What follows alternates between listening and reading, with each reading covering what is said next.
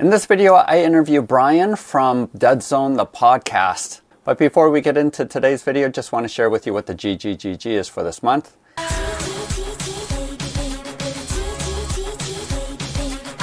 Each month, Bob the Beholder picks some of my Patreon supporters to receive gratitude gifts. And for this month of June of 2022, we have the Dynamod Dungeons Starter Set, valued at $165. 3 all-in pledges for Dungeon Lab Kickstarter that's going on right now. A base pledge for Archon Studios Dungeons and Lasers Encounters Kickstarter, which is starting June 14th. A pledge for Snapships Kickstarter, which is starting July. 3 core set and stretch goal pledges for Fantasy NPCs, a Kickstarter that is currently going on as well. And finally, we have $100 going towards a crowdfunder, which the Patreon supporters are currently voting upon.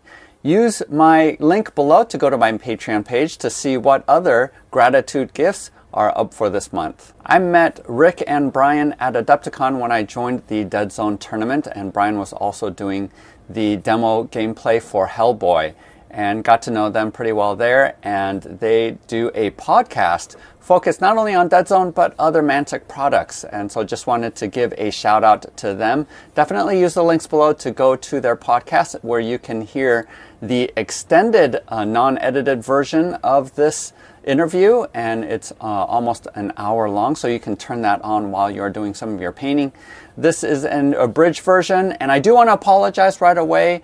The audio on my side of the interview is actually pretty poor, and I forgot to actually use my lapel mic during recording, and that's why the audio quality isn't that great. It does improve a little bit over time, but fortunately, anything that Bryan is saying comes out fairly clearly, but I do apologize just for the poor audio quality. Also, I have a bunch of links below to go check out not only their podcast, but also Facebook pages, where if you want to get involved with Deadzone or with any other Mantic games, you can use those links as well. And I do make mention, for those of you who are close to St. Louis, we are playing Deadzone the campaign on Saturdays at either the Manchester or the Cave Springs Miniature Market, so make sure to check that out if you're interested. Otherwise, let's go ahead and dive into the interview. Grateful to have you here, Bryan, and I know that Rick, your counterpart, did want to make it, but unfortunately he can't be here with us today.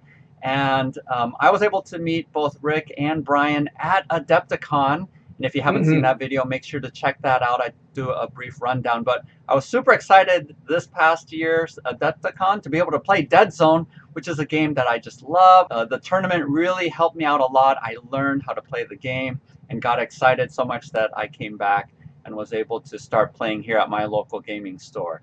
Sure thing, and thanks for having us on the show.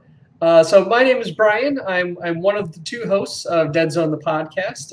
My counterpart Rick, unfortunately, is a very busy time of the year for him, so he wasn't able to make it. Basically, Rick was had started playing Deadzone in 1st edition, and so he joined the Mantic Pathfinders group, which is kind of the community outreach folks, and he had his first demo where I met him, and so we became pretty fast friends very quickly. It's kind of slowly grew a gaming community in our area of Lansing, Michigan. There had been 2 previous hosts of Deadzone the Podcast. They've been doing it for a number of years. They basically handed over the show. They kind of retired from it. Yeah, it's been great. Deadzone and the rest of the Mantic game community has been wonderful. Always enjoyed it. The game itself is an absolute blast, and we've kind of expanded the scope of the show a little bit. It used to just be very focused on Deadzone, but we've also included a lot of the other Warpath content, which is kind of the universe that Mantic has for its sci-fi. So we talk about Dreadball, Star Saga, Firefight is the other big launch that they just had. And it's funny that you mentioned your comparison video, because that's the first video I saw of you, as I was just like on YouTube checking out, and then like, yeah, this guy gets it. Okay, great. So how often do you and Rick do the podcast? So we do the podcast about once a month for kind of our main episodes. Those air on the 28th of each month. And then every now and then we will do kind of interstitial episodes if we have kind of some extra content for that month. We did a lot of interviews leading up to Deadzone 3rd Edition's launch and Firefight's launch, stuff for the Magnetar circuit book that came out for Dreadball a little while ago. So Great, yeah, and I've had an opportunity to listen to a couple of them as well. So viewers, make sure to check out the links below to go to their podcast and definitely listen in on that. I like listening to your podcast, Bryan, while I'm painting up the many miniatures I now have for Deadzone and now for Firefight as well. How much do you think Deadzone, do you feel like it's increasing in popularity, especially since recently there's been a little bit of reaction against either pricing or scarcity of models from Games Workshop? So a number of folks that I know have sort of jumped ship and gone to things like one-page rules or simpler rule sets, or getting 3D printing miniatures or getting miniatures that are a lot more affordable. And have you seen, in your experience, a growth in some of the Mantic games? I know Kings of War became super popular. I know people are playing Legion. Star Wars Legion blew up.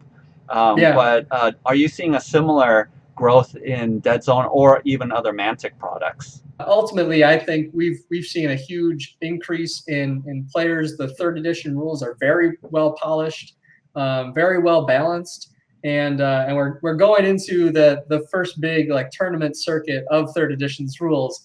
The rules themselves are free online, and there's a list builder on Easy Army for Mantic that you can do. It's for free. You can do one printout. If you subscribe to that, you get the full list of games, and full rules can be included in your army list, which is really handy. And then also with Firefight just coming out of the gate, I think that has been a really huge success so far. Yeah, and again, for those of you who don't know the game as well, one of the things that I really like about Deadzone, and that is unique, as Bryan was saying, because everything is gridded in a 3-inch by 3-inch and 3-inch height cube, it also means you don't use any measuring tools. So each one of your units have movement based off of the number of squares that you can go, both horizontally as well as vertically. And that just makes measuring super easy, range really easy. So for those of you who might be a little bit turned off by using rulers and all that kinds of stuff, I really like how Deadzone simplifies movement and range and all that kinds of stuff. And it's a quick game. It's really very quick. Most of the time, we're getting games done hour and a half. I love D8s. Yeah, the dice just makes it swingy. It's not a D6, so there's much more range, I feel like, with the D8s. And I like that. And because of the exploding 8s, when you roll an 8, you roll an additional die for that, and sometimes that multiplies. So you have a basic scrub on your team being able to take out their most powerful character on their side just with the swinginess of the dice. And I actually like that. Some people don't like how swingy the dice can be, but it makes every army viable. That's what I like. One thing I always kind of point to with Deadzone, and this actually goes to a lot of the Mantic properties, is things for the mechanics of the game, the actual, this is how you play and whatnot. So you when you roll to shoot, you get three of these D8s, and there's a number on your card, or your character, or whoever your model that you're shooting with, and that's the number that you have to roll. The simplicity of the game mechanics help keep it moving at a very, very fast and smooth pace. And so the key part of it is so much on that placement in the cube and the movement and kind of making sure your character never gets into that position where they're out in the open or things like that. It just makes it a game that has a very easy level of entry, but still that great level of it takes a lot of practice and technique to get really good at the game.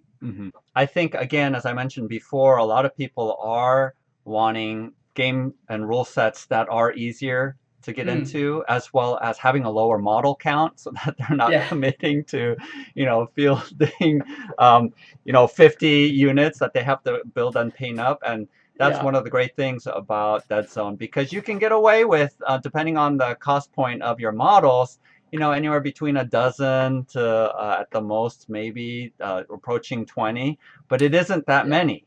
And because of that low model count, I have 3 factions, right? I'm able to, I have my enforcers, I have the plague, and right now I invested in the GCPS. I know you kind of spoke a little bit to the price point earlier.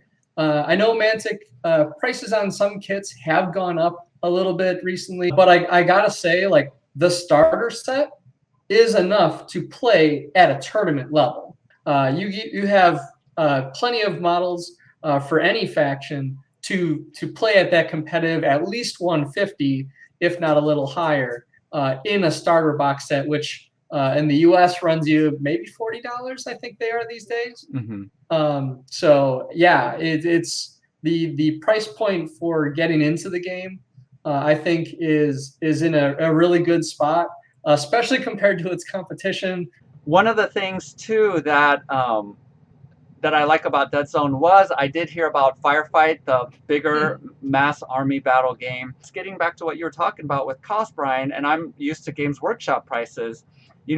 Because I want a GCPS army to play in Firefight, so I picked up the GCPS starter for Firefight, which gives you massive numbers, a complete army, which you can definitely use, obviously, for Deadzone, which is what I'm doing now. At my local store, less than $100. It was close to $80 to pick up that box. Nice. For an entire army.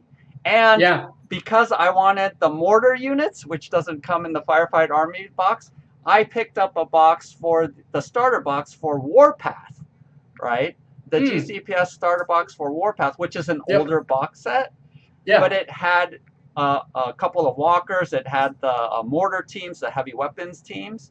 And so basically for $160, which I know for some people sounds like a lot, but for me, who's used to $300-400 to field a basic army, to me that's a deal, because now I have way more GCPS basic units than I will ever need, but I have all of the specialty ones for what I feel like is a bargain. It's just super cheap and affordable.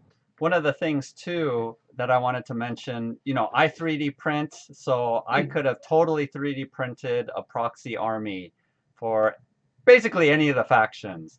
But because the price is so cheap, all of the effort that it takes, to print them out, to clean resin prints, all that, UV lighting, it just is more economical for me to just purchase Mantic stuff, So that's again something that's a breath of fresh air, and I really respect Mantic a lot as a company. I played a couple of their other games as well. And just really like their philosophy. Rob Berman, who's been he's one of the top guys over there. You'll see him if you watch any of the tutorial videos coming out of Mantic. He's very often the spokesperson. It's been a hot minute since we've had Ronnie Renton on the show, who's the top guy at Mantic. He's a really great guy. He's got so much energy and love for these games. And like you're saying, their philosophy is definitely like, because they often have put out their core rules for free. They definitely have that philosophy. Is like, hey, if we make this game available to people, they will play it because of how clean it is, or how easy it is to play. And let's transition now and talk a little bit about the summer campaign called Magnetar. So can you share a little bit for our viewers who might not be familiar? Mantic does these summer campaigns. Our group is currently doing the Magnetar campaign, but can you explain what that is exactly? Sure. So we have a setting for this global campaign. It's a planet called Magnetar. You get to play a Deadzone game at whatever point level that you want to play at. So it's very welcoming to newer players as well as veterans. And then based on the location you decide to fight at, it has some additional kind of environmental effects. The second location was in the research area of Magnetar City. And so there we had escaped plague victims from the Maison Labs, who are kind of like your umbrella corporation types. So they have these kind of mind-controlled zombies that they let loose, as it were. And so they can kind of mess things up on the field and fight either player. So that's kind of the setting. So with these results, what they do is they have a website set up where they collect the victories and losses of each faction, and they are tracking to see who controls the planet by the end of the campaign.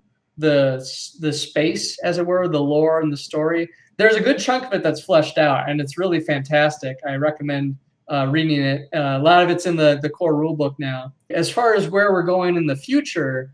Actually, these global campaigns have a direct impact. So it's really exciting to see, who's ultimately gonna come out of this on top, and what that ultimately means for the future. It is fun to feel like, especially for us here in St. Louis, we're just starting a Deadzone scene, so we don't have a lot of players, but just to see the effect that we can have with future narrative stories for Deadzone, it's just really fun and exciting. So I'm glad that Mantic does a global campaign like that. I think it ties us all in together. So the kind of finale for the global campaign transitions us to a little bit bigger scale. So the last week, basically do 4 weeks of Deadzone, and then the last week is Firefight. So that's 4x4 table or 4x6 even. And with a lot more guys on the field. The only downside for me is that Rebs don't have a firefight faction yet. Yeah. So I'm like, So again, if you're interested, I have a bunch of links that's going to be available below. And I know Bryan and Rick, they can also resource you if you're interested in getting in. Definitely check out their Facebook page as well. And I cannot recommend this game enough. It is my favorite sci-fi skirmish game, so definitely want to spread the word and try to get more players. And hopefully at Adepticon 2023 we will have a St. Louis contingent come and challenge the Michigan folks. Yeah, that would be great. It's always a blast to meet up, especially at an event like Adepticon, which is kind of Mantic's kind of main Deadzone tournament happens there. For the US anyway. And yeah, like you're saying, Deadzone Fanatics on Facebook is an excellent group. I kind of mentioned earlier that the community there is very positive and very welcoming. I definitely recommend if you're kind of getting into the game or only have like 1 or 2 people, or you just want to check it out, try joining that group and just kind of putting the word out. It's like, hey, I'm in this area. I'm looking for players. And hopefully we can hook you up with somebody. It's been an absolute blast. And thank you, Bum, for having me on the show. Yeah, and absolutely. For those of you who are around the St. Louis area, a couple of us have started playing Deadzone regularly at Miniature Market, both at the Cave Springs location as well as a Manchester location. If you're interested and you want to jump in, that's from 2 o'clock to 4 o'clock. Make sure to make a comment in the video descriptions below, and I'll get in touch with you because it sort of changes which site we go to based on table availability. Definitely would love to have you join. You don't need any experience. I have plenty of models for you to try out a faction. So come on over. We would love to have you as well. But thank you so much, Bryan. And say hi to Rick for me. He was so awesome running that tournament. And hope that he's doing well too. But look forward to playing a lot more Deadzone games and looking forward to hearing more from the two of you. Same to you, Bum. It's been great. All right. Thanks a lot. We'll see you later.